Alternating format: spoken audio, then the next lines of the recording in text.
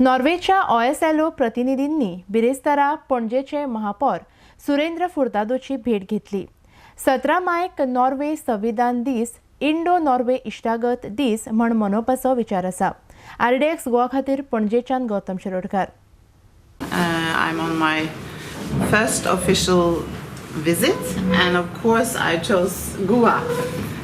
That was recommended by the Director General of Shipping in Mumbai. She told me you have to start with Goa.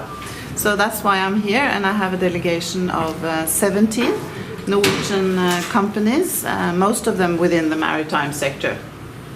And we are focusing very much on sustainability, green shipping, connectivity. Everything should be done in a sustainable, environment-friendly way. And of course, I'm delighted to be with the mayor today.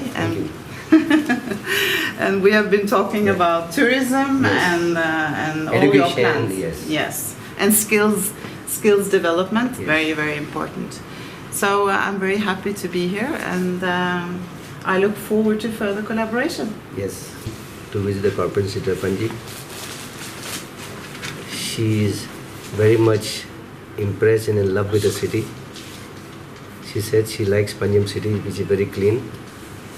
But I am not happy with the cleanliness, and that's why I've said whatever support she can give to the corporate city of Panjim will be most welcome with a wider arm open.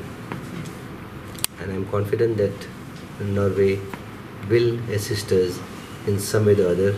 My main target is to see that our students who like to have their education abroad, whether Norway, England, US, Canada, Germany, these are the countries who should help our students in getting the facilitation in the universities, getting the visas without any hassles, you know. The student want to have a dream, the student want to grow big.